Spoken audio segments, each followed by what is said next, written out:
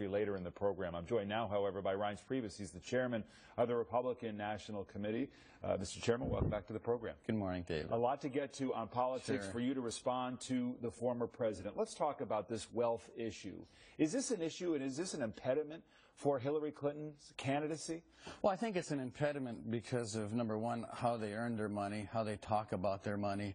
Obviously, I don't think there's a problem with people being rich in this country. It's just sort of... Mitt Romney didn't lose because he was wealthy, did he? No, but I think that when you are perceived as being out of touch with people that are struggling, with people that are out there working hard, I don't think flying on private jets and collecting $250,000 for a speech is considered to be hard work. And so people respect folks that earn their money and work hard and they become rich. But when you talk about being dead broke and when you try to make believe that you understand how average people live, but you made $105 million giving speeches, I think people are kind of tired of this show, quite frankly. I mean, I just heard the interview.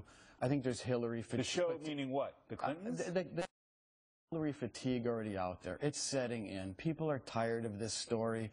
And I just happen to believe that this early run for the White House is going to come back and bite them, and it already is. People are tired of it. You sound a little bit like Barbara Bush. Would you have that same message for Jeb Bush, that the Bush and the Clintons ought to move on? No, because I don't think Jeb and the Bushes are being as obnoxious about all of this. I mean, you have Bill Clinton chastising Dick Cheney for speaking opinion, while Bill Clinton is out there speaking about his opinions on every subject there is under the sun. Let me ask you about these guys are hypocrites. I'm not going to ask you to relitigate the Iraq debate, but I do question whether there is an emerging Republican foreign policy that you think is distinct from how Democrats pursue foreign policy.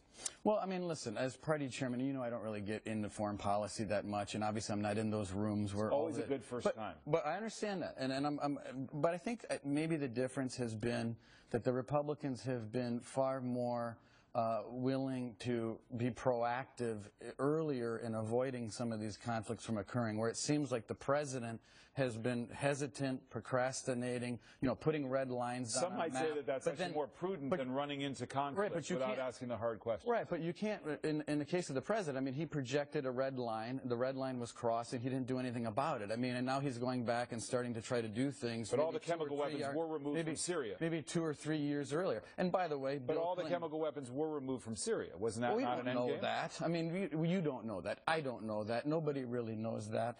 My point is that this president, and I think here's where we would differ, maybe not you and I, but me and Democrats, is that this president needs to lead on this subject, whether it be Russia, whether it be Syria, whether it be Benghazi. I mean, all of these areas. I mean, something has to go right. Everything can't go wrong.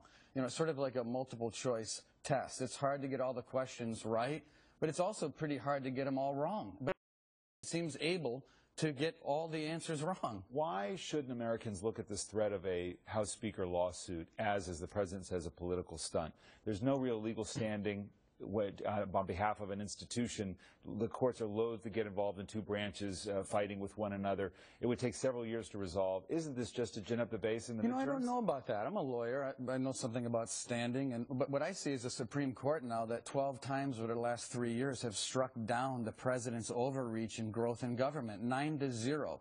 The court just said this past week that the president overstepped his bounds, which includes the president's own appointments to the Supreme Court. I actually think it's exactly where we need to be. The Constitution vests power in we the people. Article 1 gives that power to the Congress. The Speaker is in charge of the House. I think he has standing. If he's helping pass laws and the president comes in and says, this is the part of the law I'm going to follow, this is the part I'm not going to follow, this is where I'm going to expand government, he is overreaching and overtaking a part of the Constitution that he doesn't have an authority to take. Let me ask you. He doesn't respect the Constitution, David. Let me ask you quickly. You have said recently that your party, the Republican Party, is not divided at all. I only can view that as sugarcoating, given Eric Cantor's loss, given the narrow victory by Thad Cochran in Mississippi. You have a grassroots right now that is really at odds with the mainstream of the party. And you have here in Thad Cochran somebody who had to rely on a Republican primary, on Democratic voters, to prevail.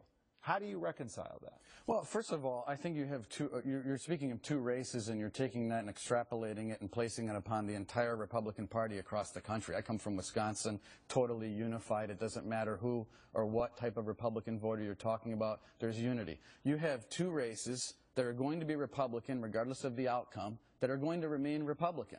You know, primaries are pretty common. I'm in favor of primaries.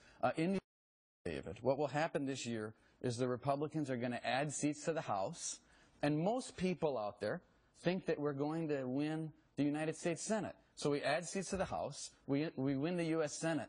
Are we still going to be talking about the health of the Republican Party? Well, we'll see, because there's a primary fight to come in 2016, but more to come on that. Reince Priebus, as always, Chairman, thank you. All right, thank you, David. Appreciate it so much. Coming up next.